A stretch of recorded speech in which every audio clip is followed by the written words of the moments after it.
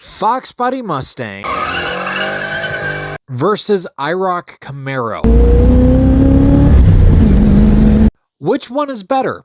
And who's going to get more offended? Alright, before we even get into this, there's two things we have to mention. First, when people say Foxbody, Foxbody is a platform. So obviously there's the Foxbody Mustang, but then there's also this, and this. This platform started with the Fairmont and ended with the New Edge Mustang. Second, people gotta stop referring to all third-gen Camaros as IROCs. IROCs were only made between 1985 and 1990. These were just a fancier, more special version of the Z28. So stop referring to all third gens as IROCs. Thus, the title of this video. Anyways, let's finally get to it. Both of these cars are obviously 80s icons. And there is only one correct answer for which ones you should buy. Either one of these, equipped with a 5-liter V8 and a 5-speed manual transmission. The Camaro would have some variant of the 305, while the Mustang has some variant of the 302. And both of these cars are equipped with the Borg-Warner T5. When it came to straight line acceleration, the Mustang on average was a little bit better, considering it was a couple hundred pounds lighter and on average would have a little bit more horsepower. Now I will say that General Motors did put a 350 in the Camaro, but you could only get it with an automatic transmission. Yeah, they should have put a manual in this. When it comes to handling though, the Camaro is a little bit better. Even though the Camaro is equipped with a steering box, when these cars are stock, the Camaro handles a little bit better. It's a little bit more stable, it's a little bit longer, and it's a little bit wider. And if you can overlook the fact that these cars have a steering box instead of a rack, and you can get that box dialed in just right, these cars handle great.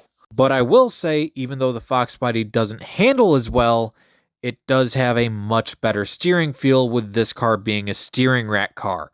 But that brings us to the last point. Modifications. What is the realistic expectation out of both of these cars if you want to modify them? Like, what would the old school guys do with these cars?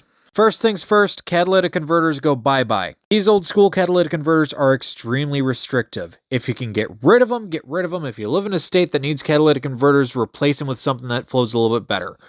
Just doing that, you will gain like 15 or 20 horsepower. And if you have something that is carbureted or throttle body fuel injected, a different air cleaner is going to help you out so much. Seriously, there was a guy on TikTok that took his 85 Camaro with an LG4 rated for 140 horsepower.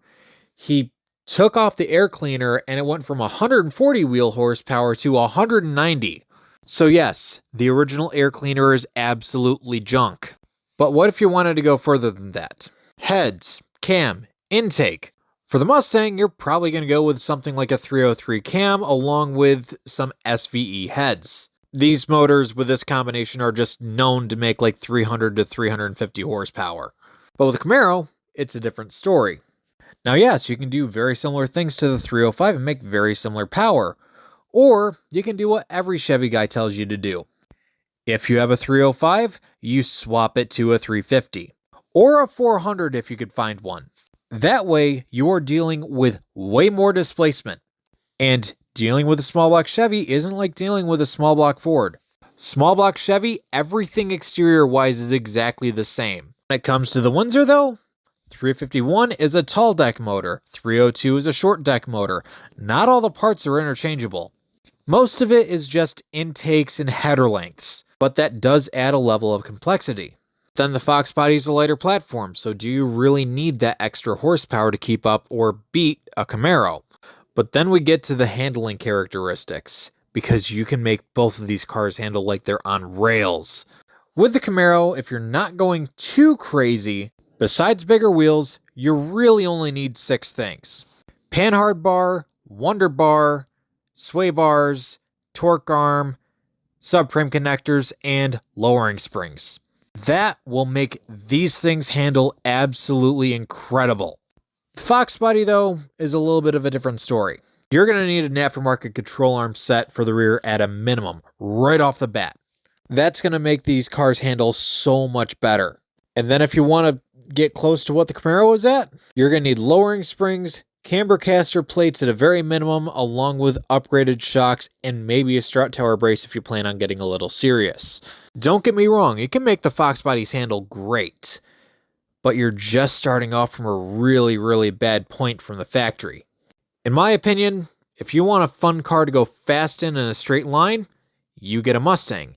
If you want a fun car to go bombing down the highways at 140 miles an hour, you get a Camaro. But maybe you have some different tastes. Maybe you've had some different experiences than I have. Maybe you just want a Foxbody Mustang to go off into the parking lots and do donuts with. Or a Camaro with 140 horsepower is perfectly adequate for autocross. Who knows? Leave it down in the comments below. Don't be too mean. Till next time, remember to like, subscribe, do whatever you want to do, and I will see you in the next video when I finally get this Mustang running, or this Camaro fixed. Or maybe it'll be snowing and I don't want to do anything with both. Thank you, Rochester. Anyways, I'll see you guys next week. Maybe.